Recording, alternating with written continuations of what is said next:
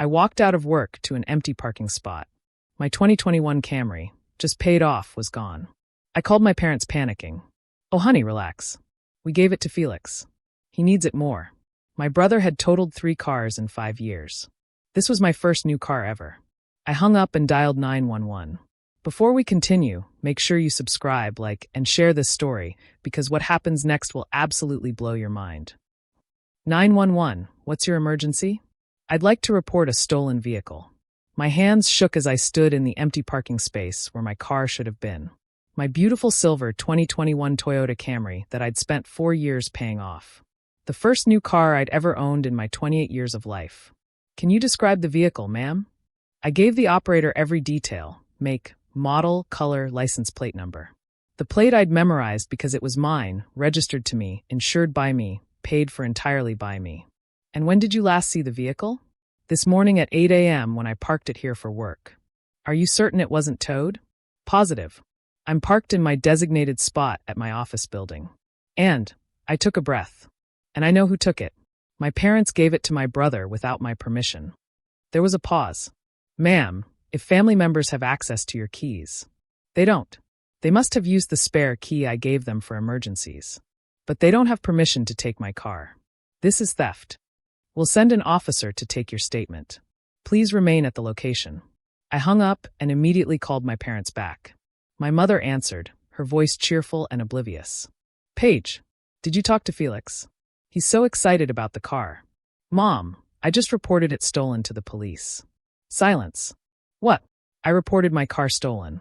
Because it was stolen. By you and Dad and Felix." "Don't be dramatic." "Dramatic? You took my car without asking and gave it to someone who's destroyed 3 vehicles in 5 years. That's not being dramatic. That's calling theft what it is. He's your brother. He needed reliable transportation for his new job.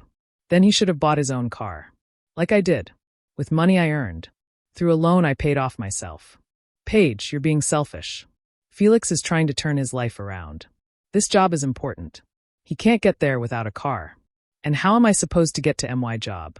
The one I've had for 6 years? The one I've never been late to because I'm responsible enough to maintain my own transportation. You can take the bus. You're more capable. I'm not taking the bus because you stole my car for Felix. This isn't negotiable, Mom. The police are on their way. If Felix doesn't return my car immediately, he's going to be arrested for auto theft. You wouldn't do that to your own brother. Watch me." I hung up and blocked her number. Then I called my boss to explain why I might need to talk to police during work hours. Then I called my insurance company to report the vehicle as stolen. By the time the police officer arrived, a calm, professional woman named Officer Santos, I had documentation ready. Title, registration, insurance papers, proof of loan payoff, and the text message from my mother confirming they'd taken my car. "This is pretty straightforward," Officer Santos said after reviewing everything. "The vehicle is registered solely to you. You didn't give permission. That's auto theft regardless of the family relationship. My parents think I'm overreacting. You're not. We see this more than you'd think. Family members taking vehicles without permission and being shocked when it's treated as a crime." She handed me a case number. "We'll put out a bolo for the vehicle. If your brother doesn't return it voluntarily, he'll be arrested when we locate it." "Thank you." After Officer Santos left, I sat on the curb next to my empty parking space and cried. Not because I felt guilty, I didn't, but because this was my family. The people who were supposed to support me, protect me.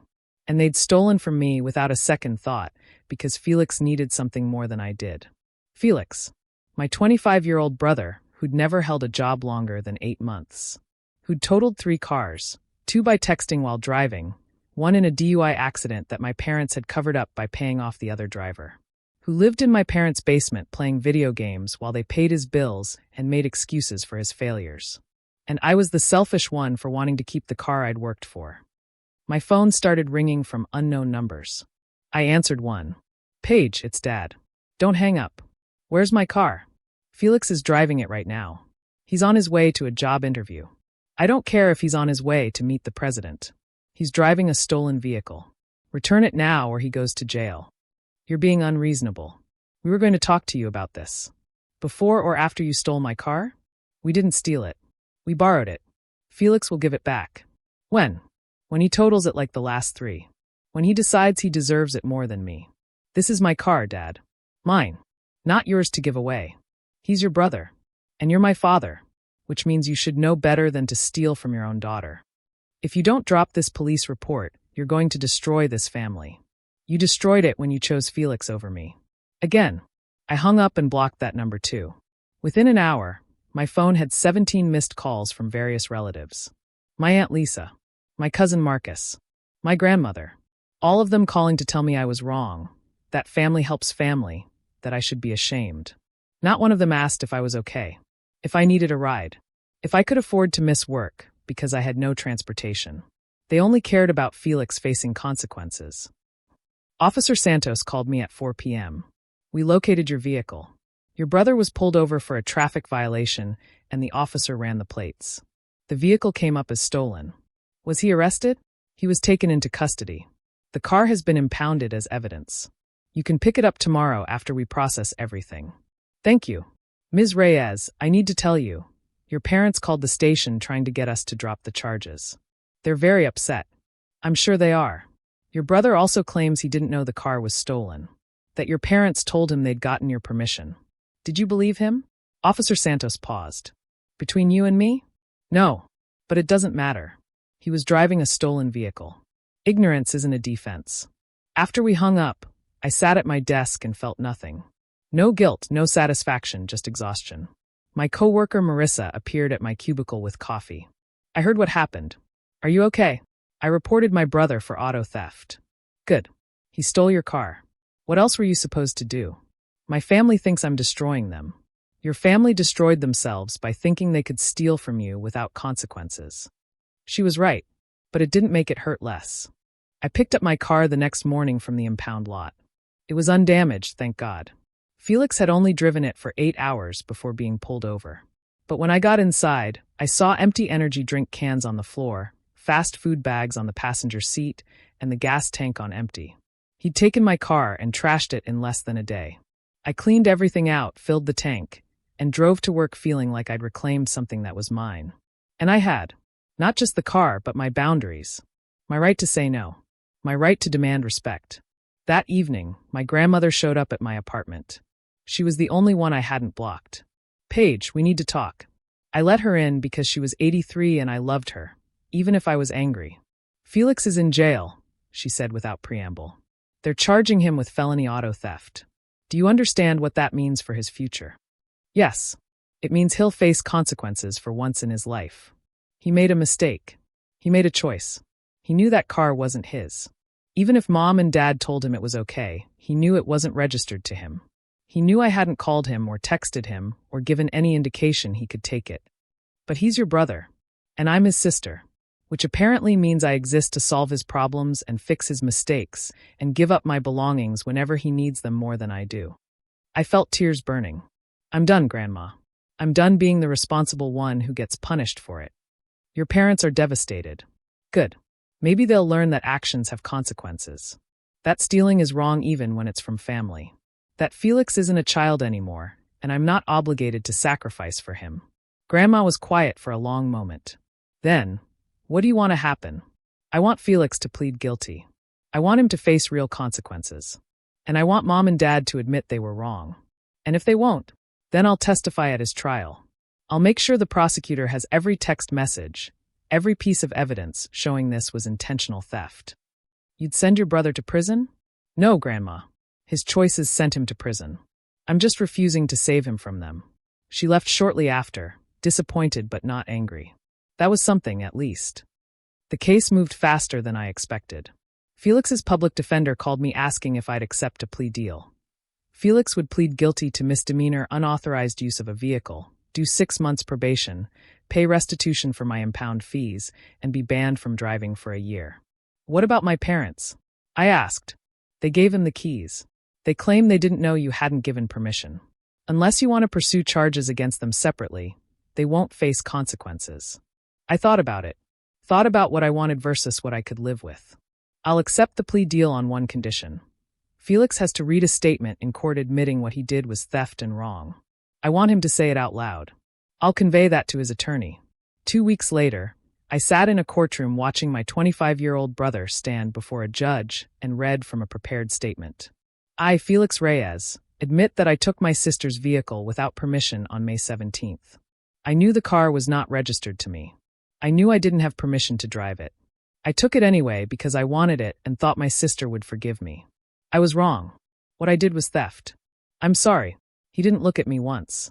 The judge accepted the plea, assigned probation, and ordered $847 in restitution for impound and processing fees.